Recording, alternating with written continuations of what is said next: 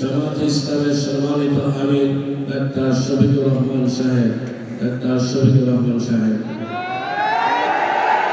আল্লাহু আকবার, আল্লাহু আকবার, নারে তাকবীর, আল্লাহু আকবার।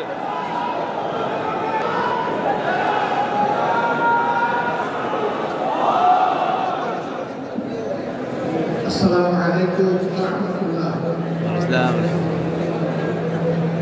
আসসালামু আলাইকুম ওয়া রাহমাতুল্লাহ। ওয়া আলাইকুম আসসালাম।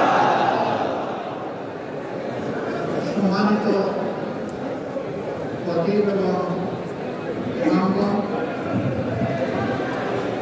উলামায়ে কেরাম, মাশায়েখে আযম, রাজনৈতিক নেতৃবৃন্দ, মিডিয়া বন্ধুগণ, কেমন আছেন? আলহামদুলিল্লাহ, আলহামদুলিল্লাহ, আল্লাহ ভালো রেখেছেন। আলহামদুলিল্লাহ, আল্লাহ ভালো রেখেছেন। আপনি কেমন আছেন?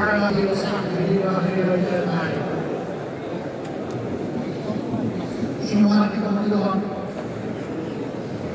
আজ সম্মিলিত ইমাম এবং খতিব পরিষদ কর্তৃক আয়োজিত জাতীয় সম্মেলনের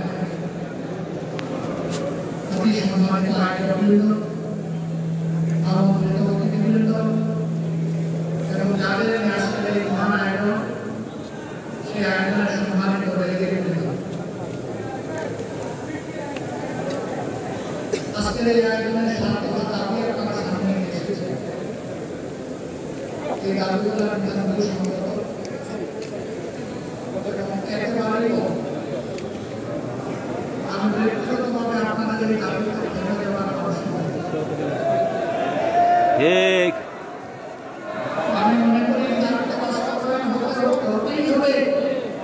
তার সাথে খতিব এবং ইমামদেরকে তাদের আদর্শ মর্যাদা তাদের হাতে তুলে দিতে হবে। সেই মর্যাদাটা কি? এটা কি বাংলাদেশ থেকে এই যুগে বানাবো? অবশ্যই না। মসজিদের নবীর খতিব, মেহরাবের যিনি ইমাম, তিনি মসজিদকে যে মর্যাদায় প্রতিষ্ঠিত রেখে দিয়েছেন, আজ মসজিদকে সেই মর্যাদায় নিয়ে যেতে হবে।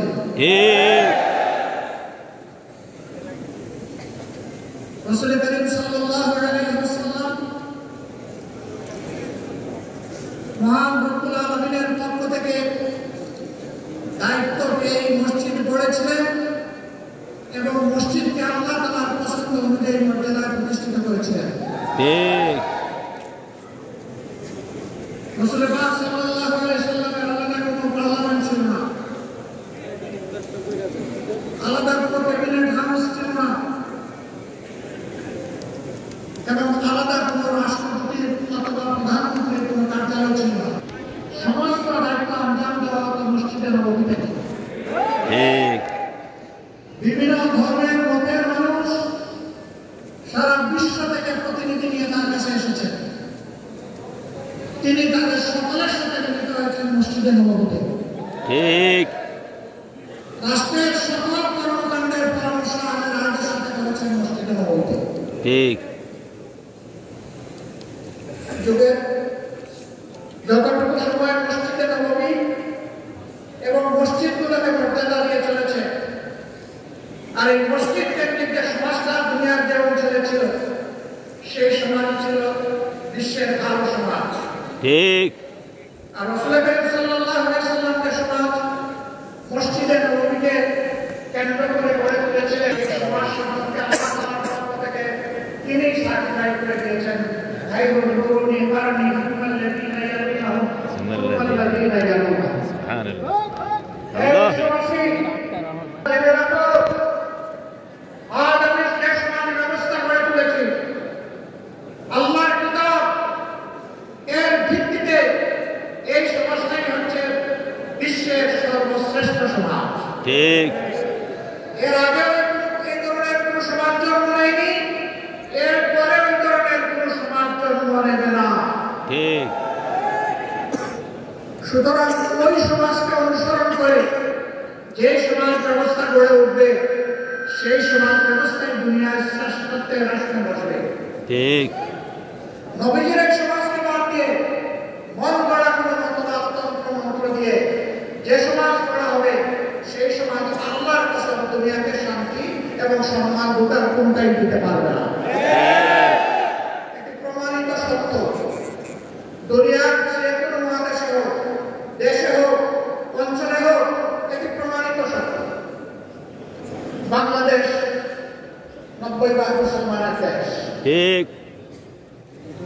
এদেশের 90% মুসলমান আল্লাহর উপর ঈমান রাখে, আল্লাহর কোরআনকে মানে, নবী করিম সাল্লাল্লাহু আলাইহি ওয়াসাল্লামকে শেষ পয়গম্বর স্বীকার করে। ঠিক। এই দেশে আইন চলবে কোরআনের মতবাদে ইনশাআল্লাহ। এই জায়গায় যতদিন পর্যন্ত আমাদের দেশ না আসবে এদেশে আমরা কোনো সত্যিকারের মানবিক সমাজ কায়েম করতে পারব না। বলবেন তাহলে এদেশে অন্য ধর্মের মানুষ যারা আছে তাদের কি হবে? কোরআন শুধু মানুষের সম্মানের গ্যারান্টি দেয় নাই, অধিকারের ওয়ারেন্টি দেয় নাই, কোরআন সমস্ত মখলুকাতের অধিকারের ওয়ারেন্টি দিয়েছে। মানুষ তো অবশ্যই মদিনায় জীবন সকল ধর্মের মানুষ পূর্ণ ধর্মের স্বাধীনতা, নাগরিক নিরাপত্তা এবং অধিকার ভোগ করেছেন। আল্লাহর দেওয়া আইনের এবং বিধানের ভিত্তিতে দেশেও যদি সেই সমাজ ব্যবস্থা কায়েম হয় ইনশাআল্লাহ তাআলা সেই অধিকার প্রতিষ্ঠিত হবে। কাজেই এখানে একটা দাবি দেখলাম, 7 দাবির মধ্যে একটা দাবি মসজিদ কমিটিতে ইমাম এবং খতিব সাহেবদেরকে সম্মানের সাথে অ্যাকোমোডেট করতে হবে। ঠিক। আমি আপনাদের এই দাবির সাথে একমত না। মসজিদ কমিটি হবে ইমাম এবং খতিব সাহেবের পরামর্শের ভিত্তিতে। ঠিক। এই কমিটির প্রাণ পুরুষ হবেন খতিব কিংবা ইমাম। তাকে বাদ দিয়ে তাকে সহযোগিতা করার জন্য এই কমিটি।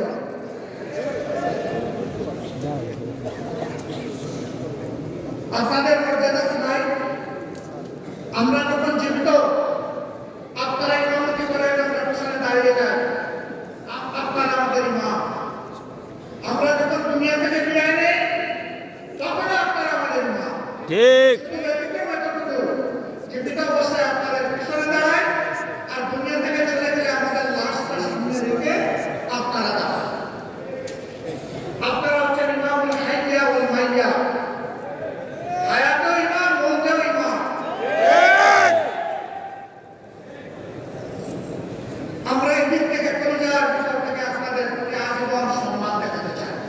ঠিক।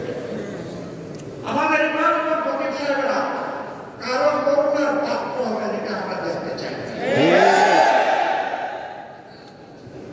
সমাজের ফেসলা মিম্বর থেকে আসবে ইনশাআল্লাহ।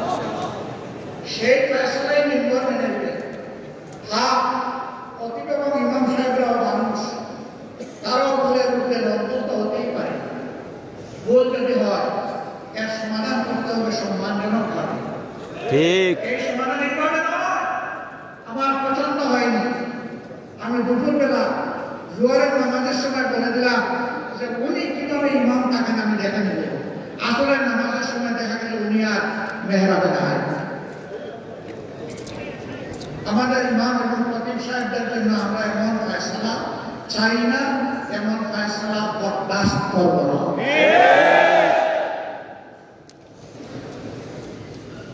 তাদেরকে তাদের পূর্ণ মর্যাদায় প্রতিষ্ঠিত করতে হবে।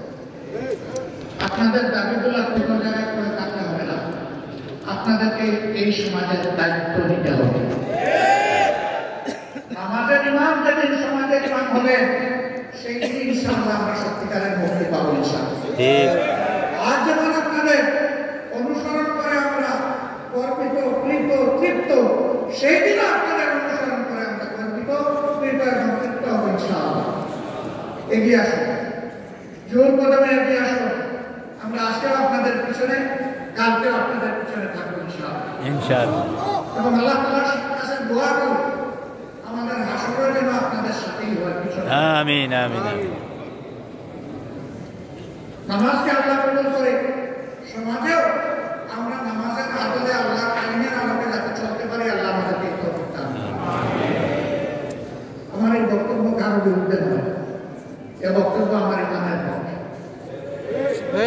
সুতরাং বক্তব্যের বিষয়বস্তু একেবারেই স্পষ্ট। এই বক্তব্যের বিষয়বস্তুর উপর প্রথমে আমল করার তৌফিক দান করুন। আমিন আমিন আমাদের সবাইকে আমল করার তৌফিক দান করুন। আমিন বাংলাদেশের সমস্ত মানুষকে আল্লাহ তাআলা আমল করার তৌফিক দান করুন। আমিন আমিন আপনাদের নেতৃত্বে একটি সোনালী সমাজ আগামীতে তৈরি হবে, সেই প্রত্যাশা ব্যক্ত করে আমার কথা এখানে শেষ করছি। তার আগে আমাকে এখানে দাওয়াত করে সুযোগ দেওয়ার জন্য মহান রবের প্রতি গভীর কৃতজ্ঞতা আদায় করছি, আপনাদেরও শুকরিয়া আদায় করছি। আসসালামু আলাইকুম ওয়া রাহমাতুল্লাহি ওয়া বারাকাতুহু।